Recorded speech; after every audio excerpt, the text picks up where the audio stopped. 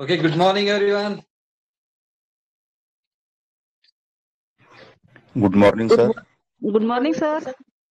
Good Very good morning, sir. Very good morning. Very good morning and welcome to our morning class. सकाळच्या क्लासमध्ये या daily regular routine क्लासमध्ये तुमचं सगळं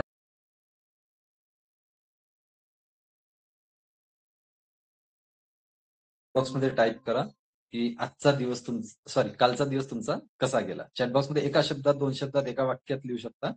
chat बॉक्समध्ये टाईप करा की कालचा दिवस तुमचा कसा गेला. पटापट चॅट बॉक्समध्ये थोडासा 1-2 सेकंद वेळ काढून, 5 सेकंद वेळ काढून, जास्त वेळ लागत नाही. है ना? चॅट बॉक्समध्ये पटापट टाईप करा की तुमचा कालचा दिवस कसा गेला, कसा होता.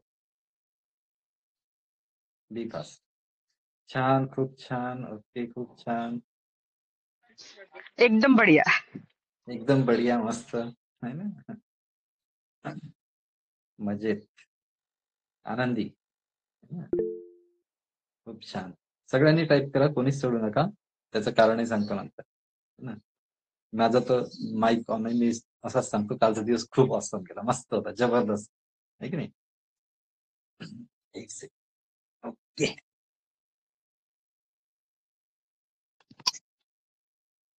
ठीक आहे ना. तर निश्चितच सगळ्यांचा कालचा दिवस खूप छान गेला आणि त्यासाठी म्हणून जर तुम्ही चॅटबॉक्समध्ये टाईप केलं असेल, खूप छान गोष्ट आहे, कारण ते कृतज्ञता दर्शवते. आणि नसेलही टाईप केलं तरी मनातल्या मनात आठवून घ्या, कालचा दिवस खरंच खूप छान गेलाय तुमचा. कारण काल दिवसभरात खूप साऱ्या लोकांसोबत खूप काही वाईट प्रसंग पण घडले आहे, है ना. तर ऍटलिस्ट काही जरी खूप छान नसेल घडलं असं वाटत असेल तरी थोडस जर कॉन्सन्ट्रेट कराल तर खूप छान गेला कालचा दिवस. आणि नक्कीच त्यासाठी परमेश्वराला आपण धन्यवाद मानू शकतो, है की नाही. परमेश्वराला धन्यवाद मानणे आवश्यक आहे. तर बिलकुल परमेश्वराचे धन्यवाद मानत या क्लासला आपण सुरुवात करू, है की नाही. आणि निश्चितच आज परमेश्वराचाच परिचय घ्यायचा आहे, बरोबर आहे ना. हु इज गॉड. आपण त्या विषयाला पण आज छान पद्धतीने सगळ्यांच्या मदतीने शोध घेण्याचा प्रयत्न करू, परिचय घेण्याचा प्रयत्न करू, है ना. मला आठवते अमरावतीला एक अभियंता हॉलमध्ये जे फंक्शन होतं कंपनीचं, तिथे मी बोललो होतो की म्हणजे परमेश्वराचा परिचय दिला होता तो 2-4 वाक्यात. तर तिथले जे आयोजक होते ना, त्यांना खूप आवडलं होतं, सोहम सर. तर सांगायचं तात्पर्य की तो पण विषय आपण आज शोध घेऊ, है की नाही. पण त्याच्या अगोदर जे काल असाइनमेंट दिलं होतं, है ना, काल काय कार्य होतं आपलं, काय टास्क होतं? उपवास. उपवास. तर सुवर्णाताई, हा जो क्लास आहे ना, हा प्युअरली आपण म्हणजे व्हॅल्यू ऍडिशन साठी आहे. इथे बिझनेसच्या गोष्टी, बिझनेस रात्री 9:30 वाजता, ठीक आहे ना. तर सांगायचं तात्पर्य की कालचं जे टास्क होतं आपलं, है की नाही, कालचं टास्क जे आहे ते आपल्याला कम्प्लीट करायचं होतं आणि ते म्हणजे उपवास, बरोबर आहे. तर किती जणांनी उपवास प्रयत्न केला किंवा किती जणांचा उपवास झाला? अच्छा, अनिल भाऊ, कल्पना ताई, ग्रेट. अरे वा, चांगलं आहे. कोणाला काही अनुभव शेअर करायचा असेल तर माईक पण अनम्यूट करू शकता बरं का.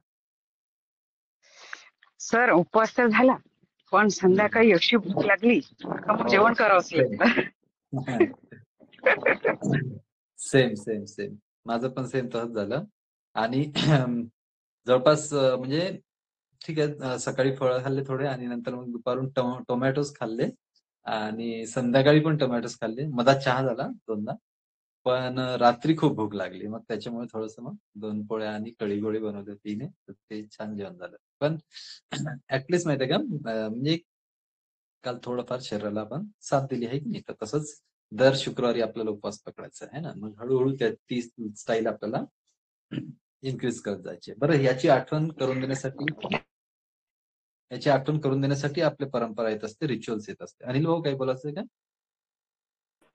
हो सर. हा. काल मी म्हणजे उपवास केला. मी 4 वाजेपर्यंत म्हणजे कंटिन्यू राहिलो. फक्त चहाच घेतला होता सकाळी आणि नंतर बरं. मला भूक लागली थोडी. मी 4:30 वाजता मग पूर्ण जेवणच करून टाकलं मी. अच्छा. पण काही न घेता एक कप फक्त चहा घेतला सकाळी तेव्हापासून तर मी 4 वाजेपर्यंत कंटिन्यू होतो. बिलकुल. धन्यवाद सर. चला छान. बघा, काल ज्यांनी उपवास पकडला ना, तर त्यांच्या बॉडीमध्ये ऑटोफेजी है ना, ऍक्टिव्हेट झाली. आता कल्पना ताईला माहिती आहे ऑटोफेजी म्हणजे काय. तुमच्यापैकी काही जणांना नाही माहिती. पण याचा परिचय आपण तेव्हा घेऊ जेव्हा आपलं आरोग्याचं सेशन चालू होईल. सध्या आपलं अध्यात्माचं सेशन चालू आहे. ठीक आहे ना.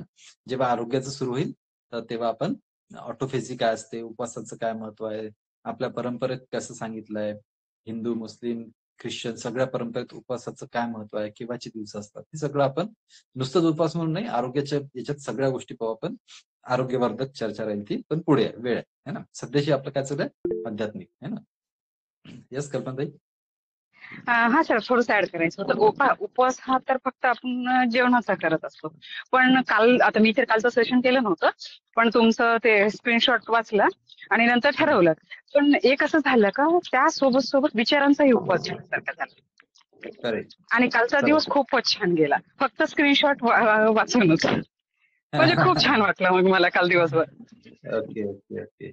आणि कालचं तसंही ओम मंगेकर आहेत ना, त्यांच्या मदतीने कालचं सेशन जे आहे ते आपण रेकॉर्ड पण केलं आणि युट्यूबला पण टाकलेलं आहे ना. मी त्याला थंबनेल पण दिलाय, चित्रगुप्त कोण आहे, माझ्या स्टेटसला पण ठेवलाय सध्याशी.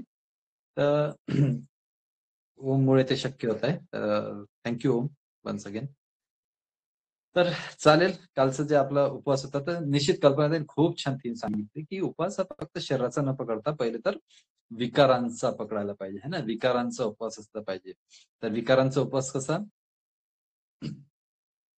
तर त्यासाठी जसं पहिले तर उपवास शब्द समजून घेऊ, सगळ्यात महत्वाचा विषय. कारण आपल्याला तेच जर माहिती नाही की उपवास म्हणजे काय, उपवास म्हणजे काय कोणी सांगू शकेल तुमच्या मान्यतेनुसार उपवास म्हणजे काय?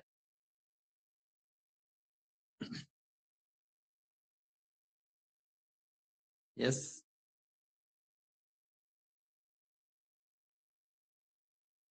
कोणी ट्राय करेल? चला ठीक आहे, मी कंटिन्यू करतो. उपवास म्हणजे हा विजयताई. Hello sir, good morning sir, good morning all of you.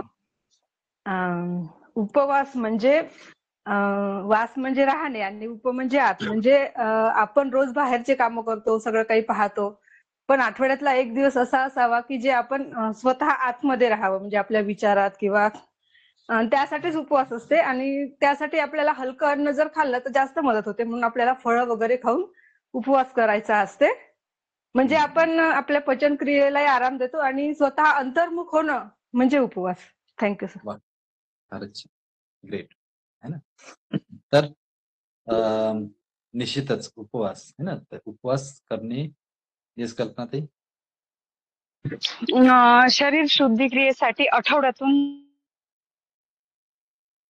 ठेवणं खूप आवश्यक आहे. ओके. निश्चितच. आणि जसं मी म्हटलं, आरोग्याचे जेव्हा सेशन होईल तेव्हा आपण म्हणजे खूप सारी माहिती कल्पनाताईकडून पण घेणार आहोत की शरीर शुद्धीकरण कसं करता येईल है ना, डिटॉक्सिफिकेशन कसं होईल है की नाही. तर यस, उपवास शब्दातच आहे. जर याचा संधी विग्रह केला आपण तर उप आणि वास. वास म्हणजे राहणे आणि उप म्हणजे बाजूला, बरोबर आहे. जेव्हा तुम्ही मेडिटेशन करता ना, ऍक्च्युली आम्ही जेव्हा करतो आता जसं 6:30 ते 7:30 मी आता जस्ट तिकडूनच आलो.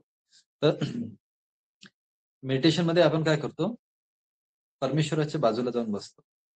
नाही ना. आता तुम्ही एखाद्या मंदिरात जाल, मस्जिदमध्ये जाल, गुरुद्वारात जाल, चर्चमध्ये जाल, आपण तिथे बाजूला जाऊन बसतो ना, है ना. तर बाजूला वास असणे, उपवास है ना.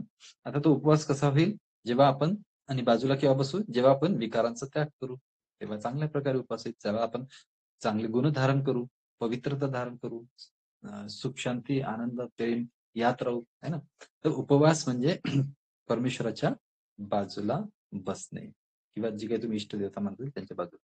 तर हा उपवास करणे गरजेचं आहे. आणि हा उपवास विकारांचा आणि विचारांचा, पण त्यासाठी स्वपरिचय माहित पाहिजे, स्वदर्शन माहित पाहिजे. तुम्ही हिंदू मान्यतेत ऐकलं असेल सुदर्शन चक्र है ना. सुदर्शन नाही, ते स्वदर्शन आहे ना. सुदर्शन पण म्हणता येते, चांगलं दर्शन, पण ऍक्च्युली ते स्वदर्शन. स्वदर्शन म्हणजे स्वतःचं दर्शन. स्वतःचं दर्शन म्हणजे काय, मी कोण आहे, मी कोण आहे,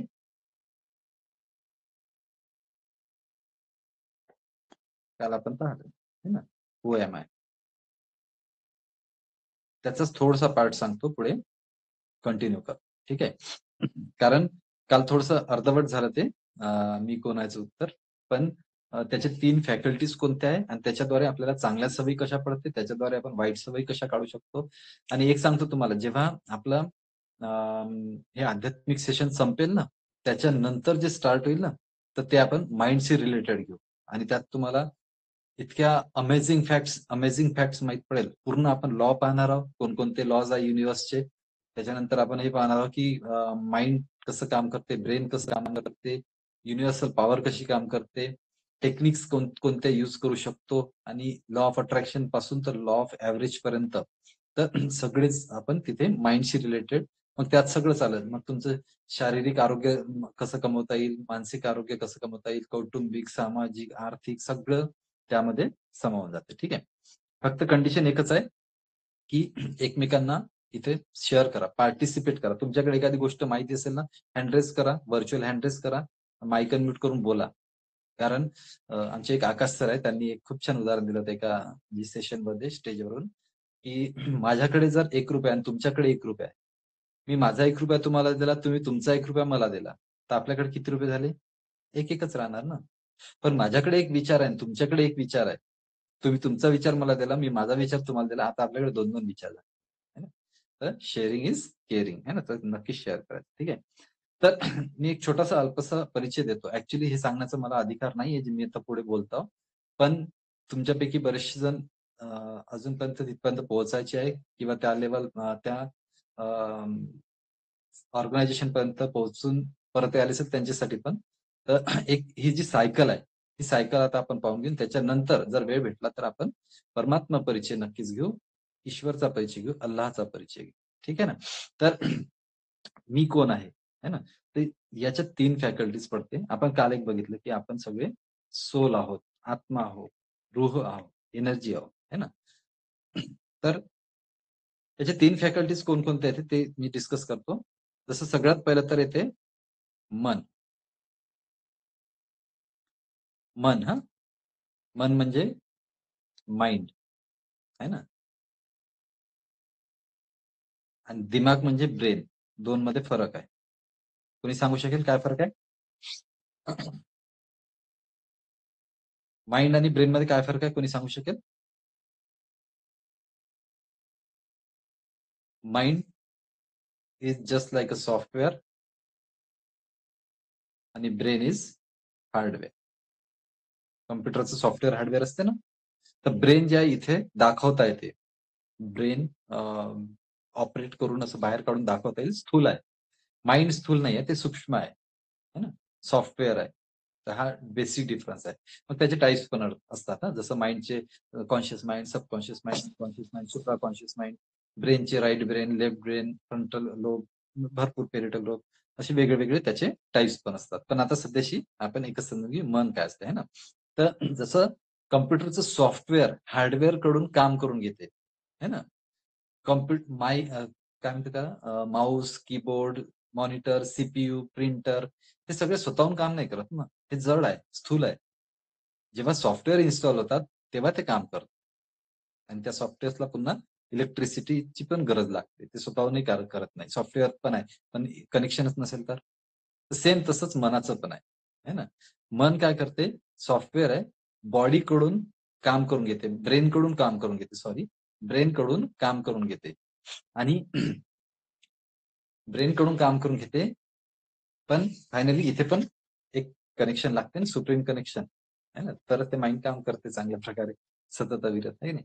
तर ब्रेनकडून काम करून घेते आणि जे कोमामधले पेशंट असतात ना, ते त्यांचं माइंड आणि ब्रेनचं कनेक्शन तुटलेलं असते. ते ब्रेनकडून काम करून घेत नाही पूर्णपणे. काही काम करून घेते, पण काही काम करून घेत नाही. कनेक्शन तुटते ब्रेन आणि माइंडचं आणि त्याच्यामुळे तो व्यक्ती कोमामध्ये असतो. समजते सगळं, ब्रेन माइंड पूर्ण अर्जित करते, पण ब्रेनद्वारे तो बॉडीकडून तो परफॉर्म नाही करू शकत. सॉरी. तर दॅट इज मन, माइंड. आता मनाचं काम काय माहितीये का? विचार करणे. त्याला मी हिंदीत लिहितो थोडंसं. का बरं लिहितो ते पुढे माहित पडेल. है ना? सोचना. मन का काम होता है सोचना. मनाचं काम काय असते? विचार करणे. आणि विचार करणे पण काय? की जेव्हा तुमच्या मनात दोन विचार येतात ना, म्हणजे सॉरी, प्रत्येक वेळेस मनात आहे ना दोन विचार येतात, काम करायचं की नाही करायचं, क्लासला अटेंड करायचं की नाही करायचं, 8 वाजता क्लिक करायची की नाही करायची लिंकला, है ना. तर मनात दोन विचार येतात सतत सतत. त्यानंतर जसं दोन विचार आल्यानंतर ते ट्रान्सफर होतात बुद्धीकडे. सेकंड आहे बुद्धी, ज्याला की इंग्लिशमध्ये इंटेलेक्ट पण म्हणतात, है ना. बुद्धीचं काम असते चित्रीकरण करणे आणि निर्णय देणे.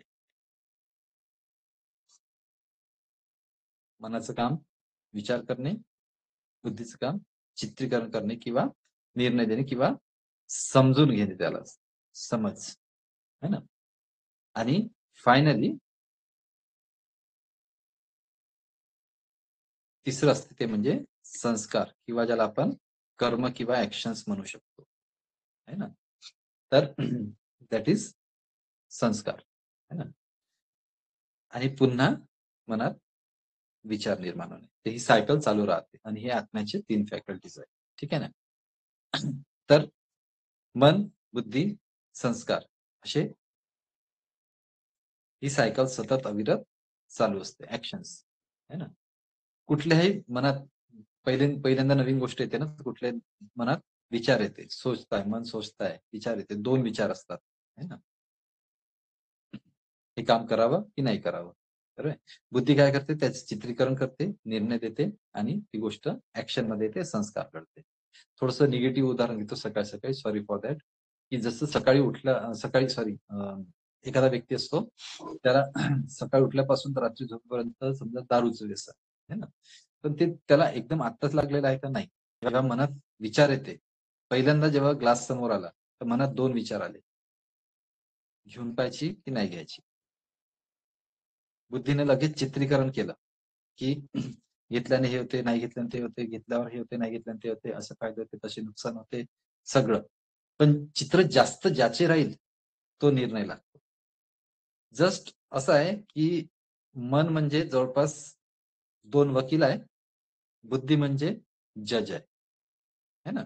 तर जेव्हा मनात दोन विचार आले, जास्तीत जास्त जो वकील हवी पडेल, तर जेवढे जास्त चित्र मिळेल तर त्या हिशोबाने जज साहेब निर्णय देतील, है ना. आणि जे निर्णय लागेल ते ऍक्शन घडेल, कर्म घडेल, बरोबर आहे. मग दुसऱ्या दिवशी परत जेव्हा ग्लास समोर आला, मी हे फक्त दारूचंच म्हणून नाही सांगत आहोत, कोणतीही गोष्ट याच सायकल मधून जाते, जेवढ्या सवयी पडते याच सायकल मधून जाते, सवयी काळाच्या याच सायकल मधून निघू शकते, है ना. जेव्हा मनात दोन विचार येते ना, हा, मग पुढच्या दुसऱ्या दिवशी पुन्हा ग्लास समोर आला, त्याच्या मनात पुन्हा दोन विचार आले, घ्यायची की नाही घ्यायची. बुद्धीनं काल जेवढे चित्र दाखवले होते ना, त्याच्यापेक्षा जास्त चित्र आज दाखवले, है ना. कारण कालचा जो ऍक्शनचा अनुभव होता तो चांगला होता, बरा वाटला थोडासा. तर मग चित्रीकरण झालं बुद्धीच्या द्वारे आणि निर्णय लागला आणि पुन्हा ऍक्शन घडली. आणि एक वेळ अशी येते की तिसऱ्या दिवशी काय होते की मनात पुन्हा विचार येते, बुद्धीत चित्र काय तयार होते, गेले 2 दिवस केलं ना, मस्त मजा आली, आता काही पाहायची गरज नाहीये, निर्णय लागला. आणि एक वेळ अशी येते की मनात फक्त एकच विचार असतो, मनात फक्त एकच विचार असतो. आणि त्याच्यामुळे काय होते की जर मनात एकच विचार आहे, जर कोर्टात एकच वकील आहे, तर जज साहेबचं काम आहे का, काहीच काम नाही. आणि या केसमध्ये काय होते की मन विचार करते आणि बुद्धी स्किप होऊन जाते, direct action, direct action, direct action, direct action, है ना. म्हणून जुन्या जमान्यातले लोक काय म्हणायचे किंवा आताही काही लोक काय म्हणतात, क्या मनमानी कर रहा है, जरा तो बुद्धी से काम ले. क्या मनमानी कर रहा है, जरा तो बुद्धी से काम. म्हणजेच काय, तर बुद्धीला जास्तीत जास्त चित्र दाखव, अजून दुसऱ्या सकारात्मकतेचे निर्णय घे बुद्धीद्वारे, इंटेलेक्ट वापर, है ना. बाकी मग बुद्धीचे प्रकार, सद्विवेक बुद्धी, विवेक बुद्धी, है की नाही, कुबुद्धी, सुबुद्धी, बरोबर आहे. तर त्याच्यामुळे हे म्हणायचे. आणि तुम्ही नेहमी एक वाक्य ऐकलं असेल की कोई भी चीज सोच समझ के करो. कोणी असं म्हटलं का समज सोच के करो? नाही, सोच समज के करो. बरोबर आहे. तर हे सगळे जे रहस्य आहे, हे सगळ्या ज्या गोष्टी आहेत ना, याचा परिचय आपल्याला असणे आवश्यक आहे. तेव्हाच आपण आपल्या नेक्स्ट जनरेशनला, पुढच्या पिढीला सांगू शकतो. आपल्यालाच जर माहिती नाही की आपण कसे ऑपरेट होत आहोत, तर आपण दुसऱ्या जनरेशनला काय सांगणार? नाही. तर ही एक सायकल आत्म्याची लक्षात ठेवा. मन, बुद्धी आणि संस्कार मिळून आत्मा बनते. खाली हात आहे ते खाली हात जाएंगे म्हणते. खरं आहे का? सत्य असेल तर टी टाईप करा, ट्रू. खोटं असेल तर फॉल्स टाईप करा, एफ. खाली हात आहे ते खाली हात जाएंगे, ट्रू और फॉल्स.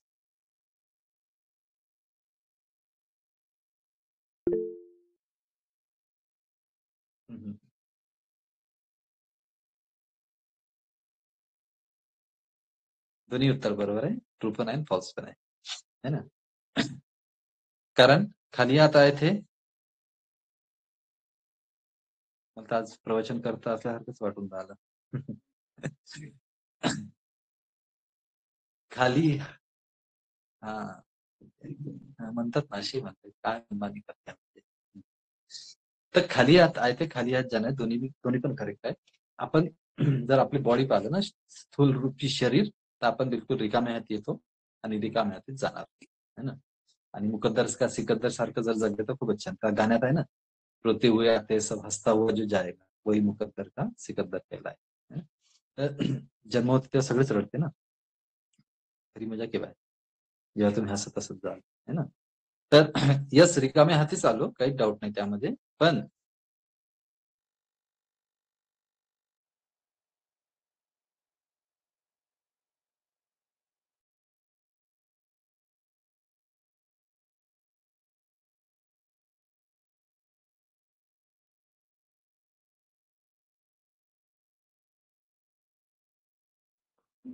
जस्ट 1 मिनिट थांबा, 1 सेकंड थांबा.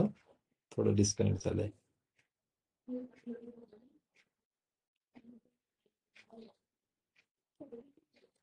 Just 1 second.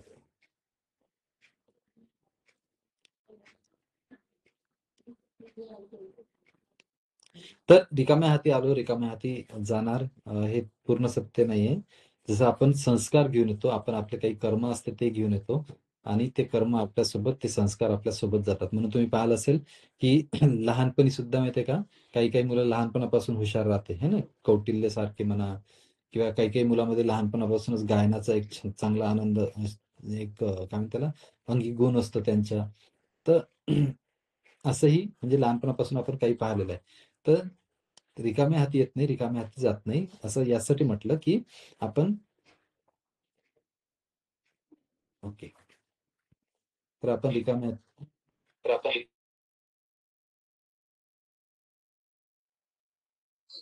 ठीक आहे. तर आपण कर्म घेऊन येतो आणि कर्म घेऊन जातो, संस्कार घेऊन येतो, संस्कार घेऊन येतो, है ना? तर दोन्ही गोष्टीकडे थोडंसं लक्ष द्यायचं. ठीक आहे. एनिवेज, तर सांगण्याचं तात्पर्य की यस, आपण जर आत्मा आहे हे जर क्लिअर झालं असेल, आणि भरपूर म्हणजे तुम्ही याच्यात पाहिलं असेल, इव्हन गौतम बुद्ध पण काय म्हणते, आत्मज्ञान झालं. है ना? त्यांना ज्ञान प्राप्ती झाली. तर आत्मज्ञान म्हणजे काय? आत्मा आपण ही प्राप्ती झाली. आणि माहितीये का, कदाचित म्हणूनच आहे ना, गौतम बुद्धाला, येशू ख्रिस्ताला, यांना त्यांच्या मृत्यूचं भय नसेल वाटलं, है ना? जीसस क्राइस्ट काय म्हणतात की परमेश्वरा यांना माफ कर, यांना माहित नाही हे काय करताय, हे माझ्या शरीरालाच मारताय ना, मी तर आत्मा आहो आणि यांना माहित नाही. हा. गौतम बुद्धाला अंगुलीमाल सारखा खुंकार डाकू समोर आल्यावर काहीच भीती नाही वाटली. आपल्यासमोर एखादा चाकू घेऊन आपल्याकडे धावत असताना कसं वाटेल? अजिबात भीती नाही वाटली, कारण त्यांना माहिती होतं की मी हे शरीर नाहीच, आत्मज्ञान झालं. आणि त्यांना जी प्राप्ती झाली होती, तर ती एक अलौकिक प्राप्ती होती. बरोबर आहे. तर यस, हे आवश्यक आहे. तर ठीक आहे, आता उरलेल्या वेळेत आपण पाहू की परमेश्वर, भगवान, ईश्वर, अल्लाह, वाहेगुरु, गॉड कोण आहे, है ना? पण तत्पूर्वी मी एक डिस्क्लेमर देऊ इच्छितो, है ना? डिस्क्लेमर आवश्यक असते सेन्सिटिव्ह विषयामध्ये. डिस्क्लेमर काय आहे? की मी जी माहिती सांगत आहोत असते ना डिस्क्लेमर, इस घटना के, इस धारावाहिक के, इस घटना के सभी पात्र काल्पनिक है और इसका वास्तविक जीवन से कोई संबंध नहीं है, यदि यह कोई संयोग मात्र पाहा जाएगा. जे काय असेल ते है ना. तर सांगायचं तात्पर्य की डिस्क्लेमर यासाठी की तुमच्या प्रत्येकाच्या काही ना काही मान्यता आहे देवाप्रती, परमेश्वराप्रती, आस्तिकतेप्रती, नास्तिकतेप्रती. कोणी म्हणते आहे, कोणी म्हणते नाही आहे. डझंट मॅटर है ना. मी जे काही सांगत आहो हा माझा अनुभव आहे. तुम्ही त्याला ऍक्सेप्ट करू शकता, तुम्ही त्याला रिजेक्ट करू शकता है ना. फक्त अपील एवढीच आहे की रिजेक्ट करत असताना एक चांगल्या सौम्य भाषेत रिजेक्ट करा, चांगल्या व्हायब्रेशन मध्ये रिजेक्ट करा है ना. रिजेक्ट करायचं असेल ना कोणाला तरी पॉझिटिव्ह एनर्जीने रिजेक्ट करायचं असते. बरोबर आहे. पॅरेंटिझम मध्ये खूप सारे टॉपिक्स येतात असे. पॅरेंटिझमच्या वर्कशॉपमध्ये घेऊ आपण हे टॉपिक की कशा पद्धतीने जसं रिजेक्ट करायचं असते है ना. येस कल्पनाताई. सर डिस्क्लेमर देण्याची आवश्यकताच नाहीये, कारण जसं हठयोग प्रदीपिकेमध्ये भक्तियोग, ज्ञानयोग आणि कर्मयोग आणि मंत्रयोग यामध्ये याच गोष्टी सांगितलेल्या आहेत.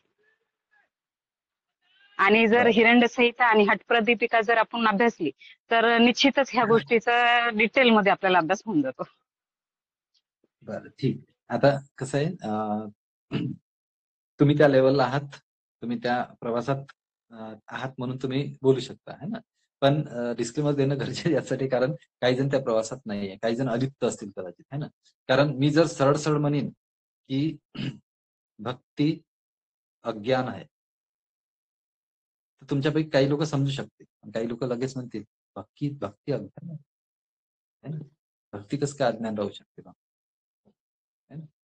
तर या सेन्समध्ये असं वाटू शकते की काय उलट शिकवत आहे, काय काही सांगत आहे है नाही. तर याचा शोध घेऊ आपण है ना. तसं याचं सिंपल उदाहरण देतो, हे तर नंतर आहे म्हणजे परमेश्वर परिचयाच्या नंतर आहे, पण तरी एक सांगून देतो आता या क्षणाला की म्हणजे माझे आई वडील जे आहेत तर मी रोज सकाळी उठल्यावर माझ्या आई वडिलांची भक्ती करत बसीन की मला ज्ञान आहे की ते माझे आई वडील आहे बा. मी वारंवार म्हणेन तुम्ही माझे वडील आहे, तुम्ही माझी आई आहे, तुम्ही माझे वडील आहे, तुम्ही माझी आई आहे, तुम्ही माता, तुम्ही पिता हो, तुम्ही पिता हो, तुम्ही माता हो. असं सकाळी उठल्या उठल्या रोज म्हणत राहीन का. दॅट इज भक्ती. पण मला ज्ञान आहे ना. भक्ती अज्ञान आहे तर ज्ञान क्या आहे. येस हे माझे आई वडील आहे. आता मला त्यांच्यासोबत एक चांगलं रिलेशन याचा अनुभव घ्यायचा आहे, आनंद घ्यायचा आहे, सुख घ्यायचं आहे, प्राप्ती घ्यायची आहे है ना. तर नॉलेज येस मला माहित आहे ना हे माझे आई वडील आहे. ज्ञान झालं ना, माहिती मिळाली ना, बस ज्ञान मिळालं. आता मी त्यांच्यासोबत एक चांगलं रिलेशन स्थापित करीन. नाही तर मग मी रोज सकाळी उठल्यावर तुम्ही मेरे माता हो, तुम्ही मेरे पिता हो, तुम्ही मेरे सब कुछ हो, बस एवढंच म्हणेन आणि मग दिवसभर माझे कार्य करत राहीन, त्यांची आठवणही करणार नाही, त्यांच्याशी काही घेणं देणं. भक्ती अज्ञान. भक्ती गलत आहे नाही म्हणता मी, क्लिअर असू द्या हा. भक्ती गलत है नहीं म्हणता, भक्ति सही है लेकिन भक्ति अज्ञान है. ठीक आहे. आय होप कळलं असेल. अरे बरं ठीक आहे. ऍग्री करत असेल ए टाईप करा बरं, म्हणजे मला कळेल की काही गलत तर नाही. चला थोडं फीडबॅक देत चला. टोटली आहे. थँक्यू. चला ठीक आहे. चालेल. तर हा टॉपिक घेऊ आपण थोडासा नंतर घेऊ, त्याला थोडंसं बाजूला. तर येस डिस्क्लेमर की प्रत्येकाची परमेश्वराबद्दल कल्पना राहू शकते, आपापले व्हिज्युअलायझेशन राहू शकते, इमॅजिनेशन राहू शकते, बिलीफ राहू शकते, कोणाचं हे राहू शकते परमेश्वर एक्झिस्टच नाही करत. चल हटा. हे की नाही. तर चालते, हरकत नाही है ना. आस्तिक नास्तिक सगळं वाद चालते. पण एक सांग का, कितीही नास्तिक व्यक्ती असला ना तरी माहिती आहे का जेव्हा अति घोर संकटात सापडते ना एकदा नक्की वर पाहते आणि म्हणते काय केलं म्हणते माझं, मीच भेटलो का म्हणते. वर काऊन पाहते, तू तर नास्तिक आहे बाबा है ना. तर आहे है ना, काही ना काही वो है और कुठे ना कुठे ते ज्ञान सुद्धा आहे आपल्याला माहिती का. येस. तर हु इज गॉड है ना. आपण जसं काल परवा काय पाहिलं की हु एम आय, बरोबर आहे ना. है ना. जसं आपण पाहिलं होतं की मी कोण आहे, हु एम आय. तर आपण सोल आहो, आत्मा आहो, रूह आहो, एनर्जी आहो असं पाहिलं. आणि पॉइंट ऑफ लाईट असते. पॉइंट ऑफ लाईट म्हणजे काय, एक दुरून जशी चांदणी पाहिली ना, है ना, तर चांदणी कशी दिसते दुरून, बस तशी पॉइंट ऑफ लाईट, बस तेच आहोत आपण, जे की इथे स्थित आहोत, है ना, दोन्ही भ्रुकुटीच्या मध्यमध्ये. म्हणून जेव्हा ऍक्सिडेंट होते आणि पेशंटला थिएटरमध्ये, ऑपरेशन थिएटरमध्ये येतात, तर डॉक्टर काय म्हणते, ब्रिंग द पेशंट इन, पेशंटला आतमध्ये आणा. आणि जेव्हा ही एनर्जी निघून जाते तेव्हा काय म्हणते, बॉडी को लेके जाओ.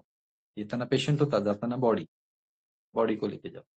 इव्हन आपणही म्हणतो परिवारवाले, बॉडी कधी मिळेल आम्हाला, है ना? तर हा फरक पडते की ती एनर्जी निघून गेली, सोल निघून गेली. पॉइंट ऑफ लाईट असते, छोटीशी सूक्ष्म बिंदू असते आणि त्याला काही आकार नसते, काही नाही. म्हणून म्हणते की आत्मा को ना काटा जा सकता है, ना भिगोया जा सकता है, ना मारा जा सकता है, ना जलाया जा सकता है. Energy can neither be created nor destroyed, आपण पाहतो आहे की नाही. तर सेम तसंच माहितीये का, आज आपण आणखी एक परिचय घेऊ की परम आत्मा कोण आहे. आत्मा तर कळलं, परम आत्मा कोण आहे. तर जसं मी शरीर, माझं शरीर आहे, तसेच माझे वडील ते पण सेम शरीराचे, है ना. जसं एक सिंह जर असेल तर त्याचा मुलगा सिंहच बनेल, है ना. तर तसंच एक गाय असेल तर त्याचा मुलगा त्याच प्रकारे बनेल, वासरू सुद्धा. तर तसंच माझ्या शरीरासारखे माझे वडील होते, मी पण तसंच शरीर धारण करून जन्मलो. तर सेम जसं आत्मा आहे मग तसंच परमात्मा, है ना. पॉइंट ऑफ लाईट, बरोबर आहे. आता काही काही लोक भगवान श्रीकृष्ण म्हणते, है ना, म्हणजे श्रीकृष्णच परमात्मा म्हणते. श्रीकृष्ण परमात्मा नाहीये, कारण तसं असतं, श्रीकृष्ण जर भगवान असते तर मग श्रीकृष्ण इस्लाम लोकही मानले असते, हाच आमचा पिता आहे. है ना? परमात्म्याचं जर कव्हरेज पाहतो म्हटलं तर पूर्ण सर्व सृष्टीवर असलं पाहिजे ना, तो कोणा एकाचा नसला पाहिजे ना, सगळ्यांचा असलं पाहिजे ना, आहे की नाही. तो फक्त हिंदूंचाच परमात्मा का? नाही, आहे की नाही. तर तो पूर्ण सृष्टी तलावर जेवढे आत्मे आहेत त्या सगळ्यांचा पिता आहे, है ना. तर श्रीकृष्णाला तर मानत नाही इतर धर्मवाले, म्हणजे याचा अर्थ श्रीकृष्ण भगवान नाहीये, है ना. तर शिवाय आपण एक मानतो हिंदू संस्कृतीनुसार आणि बऱ्याचशा संस्कृतीनुसार की जी व्यक्ती म्हणजे आहेत त्याच्यापेक्षा श्रेष्ठ त्याचे आई वडील, कारण जन्माला तर त्यांनीच घातलं ना. तर मग श्रीकृष्णाला जर मानत आहे तर त्याचे जे वडील आहे, आई वडील, तर ते त्यांच्यापेक्षा श्रेष्ठ व्हायला पाहिजे ना, है ना. तर सांगायचं तात्पर्य की परमात्मा हा सर्वांचा असला पाहिजे. तो फक्त कोणा हिंदूचा किंवा कोणा मुस्लिमाचा, कोणा ख्रिश्चनाचा, कोणा सिखाचा एवढंच नसला पाहिजे, है ना. तर तो सर्वांचा असला पाहिजे. आता त्यासाठी जस्ट मी पुढचे काही शब्द लिहितो, त्यातून तुमच्या लक्षात येऊ शकतो. Okay, thank you very much. तर तो विषय आहे, ठीक आहे. तर एक आपलं स्वरूप जर पाहतो म्हणलं ना, इथे एक एनर्जी आहे, है ना, एक पॉइंट ऑफ लाईट समजून घ्या, एक एनर्जी आपलं स्वरूप. तसंच आपल्या परम आत्म्याचं स्वरूप, परमात्म्याचं स्वरूप, तो पण एक पॉइंट ऑफ लाईट आहे. फरक एवढा आहे, तो पण एनर्जी आहे. फरक एवढा आहे की तो अजन्म आहे, पण तो जन्म घेत नाही. तो अकाल आहे, अकाल मूर्त आहे, है ना? तो कोणा कालाच्या चक्करमध्ये फसत नाही. आणि विशेष म्हणजे तो सुप्रीम आहे, सगळ्या क्वालिटीज मध्ये, सगळ्या गोष्टीमध्ये सुप्रीम आहे, है ना. पॉवरफुल आहे, म्हणजे एकदम एक्सपर्ट आहे, सगळं शक्ती आहे त्यामध्ये, म्हणून त्याला परम आत्मा म्हटले, है ना. तर त्याचे खूप सारे प्रत्यय तुम्हाला दिवसभरातही दिसतात, फक्त आपण त्याच्याकडे कसं दैनंदिन जीवनात आपण पैशाच्या मागे एवढं लागून आहो ना, पैसा पैसा पैसा पैसा, त्या ह्या दैनंदिन जीवनात गोष्टी दिसतात पण आपण दुर्लक्ष करतो. जोधा अकबर मधलं एक गाणं ऐकलं का, पाहिलं का, ख्वाजा मेरे ख्वाजा, पाहिलं, किती जणांनी पाहिलं, हँड रेस करा, थोडं लक्षात येईल, थांब द्या. ख्वाजा मेरे ख्वाजा, ऋतिक रोशन आहे त्यामध्ये अकबर म्हणून, पाहिलंय ना. ओके, हा.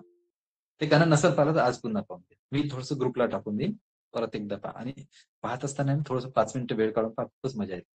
सुफी सॉन्ग आहे आणि इतकं फील होते ते गाणं, मजाक नाही. म्हणजे ते फील करून पहा. त्यात आहे ना एक पर्टिक्युलर क्षण येतो जेव्हा ते सुफी लोक आहे ना उभे होतात आणि ऋतिक रोशन म्हणजे अकबराला एक प्रकाश दिसतो, तेज दिसते.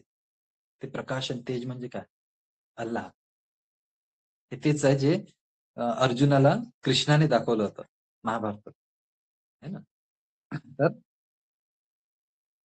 कृष्ण जेव्हा म्हणते की तू मला या डोळ्याने पाहू शकत नाही, आता अर्जुन तर कृष्णाला पाहूनच राहिला ना, है ना. तर ते असं का बरं म्हणते? कारण कृष्ण परमेश्वराची परिचय देत असतो, परमात्म्याची परिचय देत असतो, है ना. तर परमात्मा परमात्मा एकच आहे. देवी देवता खूप सारे भेटून जाईल तुम्हाला, 33 करोड भेटल, पण परमात्मा एकच आहे. प्रत्येक संघटनेचा जसं अध्यक्ष एकच राहतो ना, तर तसंच आहे ते. ठीक आहे. तर पॉइंट ऑफ लाइट है, एक प्रकार की एनर्जी है। राधिका कुछ बोलना है आपको? यस, इसके लिए पर्टिकुलर वर्ड भी है, मैसेंजर ऑफ गॉड बोल। मैसेंजर ऑफ गॉड किसको बोला जाएगा? इनको जीसस को, अदर हाँ, गॉड को, इनको मैसेंजर बिल्कुल, ऑफ गॉड ये पर्टिकुलरली बोला जाता है। ये एग्जैक्टली, कैथलिक में एग्जैक्टली। बोला था, बट ये अदर को भी अप्लाई होता है। जो आप समझा रहे मतलब वही हो गया वो।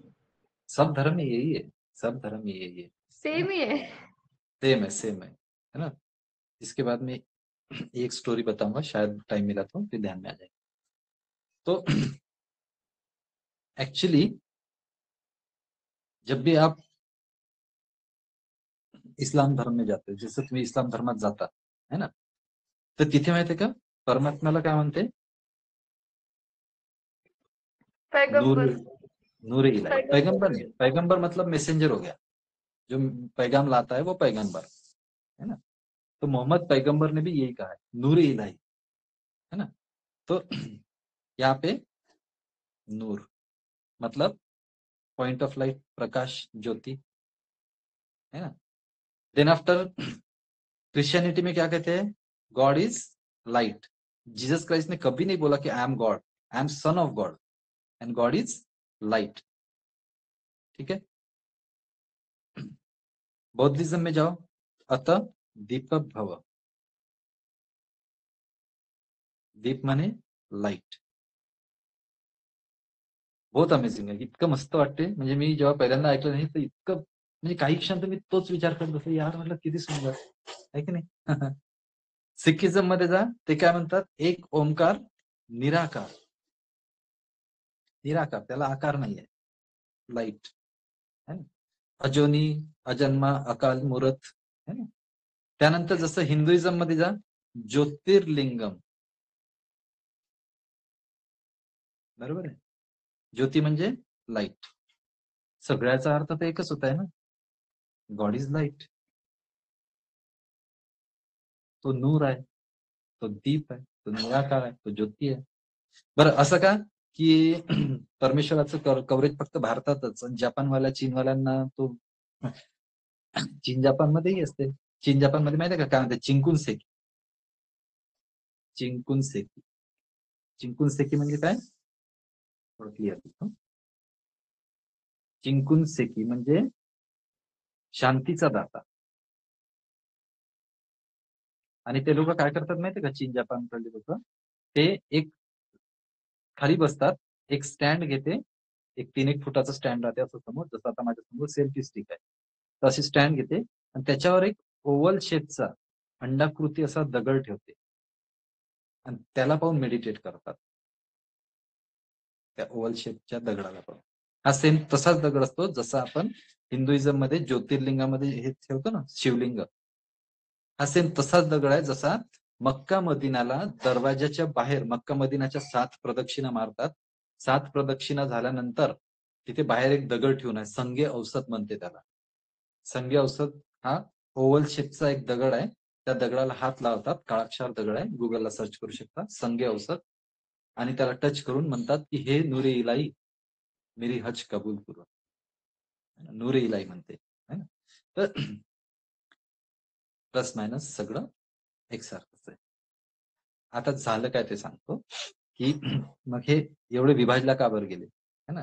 फायनली सबका मालिक एक, साईबाबांनी सांगितलं ना, आणि प्रत्येकाने वरच बोट दाखवलं आहे बरं का. जीसस क्राइस्ट पासून गौतम बुद्धापासून किंवा म्हणजे सगळ्यांनी वरच बोट दाखवलेलं आहे की सबका मालिक एक आहे. राईट. आता एका स्टोरीच्या माध्यमातून समजण्याचा प्रयत्न करतो. एकदा काय झालं, एक सूरदासांची शाळा होती. सूरदास म्हणजे जनरल नॉलेजचा प्रश्न. सूरदास म्हणजे कवि है। कवी भी है. और सूरदास किनको कहा जाता है, कोणाला म्हणतात? जिनका गाने में बहुत महारत हासिल हुई हो उनको। बराबर आहे, एकदम परफेक्ट बताया. पण मलाही माहित नाही सूरदास आंधळ्यांना का बरं म्हणते, है ना? आंधळे जे असतात त्यांना पण सूरदास म्हणते. कदाचित यासाठी कारण ते सूर म्हणजे कानाने ऐकतात फक्त, कारण दिसत नाही त्यांना डोळ्याने, है ना? हे आत्ताच सुचलं बरं, मलाही माहित नव्हतं. Thank you all of you. तर म्हणून त्यांना सूरदास म्हणत असेल कदाचित, की ते फक्त कानाने ऐकू शकतात. त्याचेच दास आहे ना, त्यांना डोळ्याने दिसत नाही. तर काही सूरदास विद्यार्थी म्हणजे काही आंधळे विद्यार्थी असतात. या विद्यार्थ्यांना आहे ना, शेवटच्या 4 मिनिटात कव्हर करण्याचा प्रयत्न करतो. या विद्यार्थ्यांना त्यांचे जे गुरुजी असतात, शिक्षक, ते काय करतात, प्राणी संग्रहालयात नेतात. प्राणी संग्रहालयात नेल्यानंतर त्यांना त्यांना प्राणी संग्रहालयात नेल्यानंतर समोर एक हत्ती असते आणि प्रत्येकाला म्हणते की जा हत्तीला स्पर्श करा आणि मला येऊन सांगा की हत्ती कसा आहे. आता ते जन्मापासून आंधळे, त्यांना काय माहिती नाही. तर ते हत्तीला स्पर्श करतात आणि येतात आणि सांगतात की हत्ती कसा आहे. आता जो विद्यार्थी सोंडेला पकडून आलेला असतो तो म्हणते की हत्ती तर पाईप सारखा आहे हो गुरुजी म्हणते. जो कानाला पकडून आलेला असते तो म्हणते हत्ती तर सुपासारखा आहे म्हणते. जो शेपटीला पकडून आला तो म्हणते हत्ती तर दोरीसारखा आहे म्हणते. जो पायाला पकडून आला तो म्हणते हत्ती तर खांबासारखा आहे. आणि जो पोटाला हात लावून आलेला असतो तो म्हणते हत्ती गुरुजी भिंतीसारखा आहे. पण खरंच हत्ती असा आहे का? फक्त तेवढा पाठ नाही. या सगळ्यांचं एकत्रित चित्र म्हणजे कंप्लीट हत्ती, कारण तुम्ही मी आपण डोळ्याने पाहिलेलं आहे. बरोबर आहे. वेळोवेळी जेव्हा समाजामध्ये अतिग्लानी होत होती, विकार प्रवेश करत होते, वेळोवेळी काही पैगंबर्स आले, काही मेसेंजर आले, त्यांनी प्रत्येक वेळेस परमेश्वराचा त्यांना जेवढा अनुभव झाला, त्यांनी जेवढा टच मिळाला त्यांनी तेवढा परमेश्वराचा परिचय करून दिला. जसं कोणी ज्याला जेवढा स्पर्श झाला, कोणाला सोंडेचा स्पर्श झाला त्याने हत्ती पाईपासारखं सांगितलं, ज्याला शेपटीचा स्पर्श झाला त्याने हत्ती दोरीसारखा सांगितला. तर ज्याला जसा स्पर्श मिळाला, ज्याला जशी अनुभूती झाली, प्राप्ती झाली, साक्षात्कार झाला, त्याने तसंच परमात्म्याचं स्वरूप मांडलं. पण ज्या व्यक्तीने बायबल, कुराण, गीता, अजून जे काही धर्मग्रंथ आहे ज्याने सगळे वाचले ना, त्या व्यक्तीला कळते की हे सगळे वेगवेगळे नाही आहे. हा कम्प्लीट एक हत्ती आहे, हा कम्प्लीट एक परमेश्वर आहे. So that is God. Generator, operator and destroyer. है ना? सृष्टीची स्थापना करते, जनरेटर, ऑपरेट करते, पालना करते, डिस्ट्रॉय विनाश पण करते. है ना? आता विनाश का बरं करते, परिवर्तन का बरं करते? ऍक्च्युअली ते विनाश नाहीये, परिवर्तन आहे. तर ते जाणून घेण्यासाठी तुम्हाला एक कोर्स आहे, तो कोर्स करावा लागेल. कारण मी पहिलेच बोललो की हे सगळं सांगण्याचा मला तेवढासा अधिकार नाहीये जेवढं की याच्याशी समर्पित लोक तुम्हाला सांगू शकते, एक्सपर्ट लोक सांगू शकते. त्यांच्याकडे चित्राचं प्रदर्शन पण राहते, पूर्ण चित्राद्वारे समजून सांगते. आणि येणारा काळ जो आहे हा डिस्ट्रॉयरचा काळ आहे. बरोबर आहे. शेवटच्या 1 मिनिटात सांगतो. जसं हिंदू मान्यतेनुसार सांगितलेलं आहे, यदा यदा हि धर्मस्य ग्लानिर्भवति भारत, है ना, अभ्युत्थानम अधर्मस्य तदात्मानं सृजाम्यहम्. विनाशाय च दुष्कृतां परित्राणाय साधूनां. तर जेव्हा जेव्हा धर्माची अतिग्लानी होईल तेव्हा मी येईल आणि या सृष्टीला पुन्हा स्थापित करीन बा. बरोबर आहे. तर तो आलेला आहे, तो परिचय देत आहे. तुमचा किती विश्वास बसते, तुम्ही त्याचा किती परिचय घेता आणि या विनाशाच्या काळात तुम्ही किती तयारीनं राहता याच्यावर आहे ना. तर त्यासाठी तो कोर्स नक्की करून घ्या, ज्यांना करायचा असेल. निशुल्क कोर्स असतो, 7 दिवस वेळ द्यायचा असतो, बस तेवढंच आहे ना. तर नक्की तो एक करून घ्या, कारण सगळ्या धर्मात सांगितलेलं आहे. कुराणमध्ये पण म्हटलं आहे कयामत की रात होगी, है ना. बाइबल में भी बोला है Radhika, there will be a judgement day. हाँ है ना. है ना. तर जजमेंट डे होने वाला है ना. तो उसके लिए भी तैयार रहना है. जजमेंट डे होने वाला है और शुअर होने वाला आहे. है ना? तर नक्कीच परमेश्वर सगळ्यांचा आहे. तो कोणा एका धर्माचा नाही आहे. धार्मिक लोकांचा नाही आहे, आध्यात्मिक लोकांचा परमेश्वर आहे, सरळ भाषेत. ठीक आहे. तर जे धर्मात बांधून गेलेले आहे की मी फक्त हेच धर्माचा, त्याच्यासाठी नाही आहे. जो सर्वांचा आहे, अवघे विश्वाची माझे गर्व, वन गॉड वन वर फॅमिली, त्याचा परमेश्वर आहे. So thank you very much. त्या परमेश्वराची सगळ्यांवर कृपा असावी आणि नक्कीच उद्याला आपण थोडंसं पुढचं चॅप्टर पाहूया. ठीक आहे. So thank you once again. Have a great day. आजचा दिवस खूप छान आहे. Bye, I love you. Om. Thank you sir, Thank you, Priya, for the Thank wonderful you, sir. session. बहुत Thank you. बढ़िया Thank sir. you, sir. Topic Thank you. बहुत अच्छे ले रहे सर. Thank you, आगे sir. करें. Thank you very much. Thank you sir. मनाला शांती मिळतं, मिळून राहिली, आनंद Thank you, वाटत sir. आहे. थँक्यू राहुल. Thank you everyone. आणि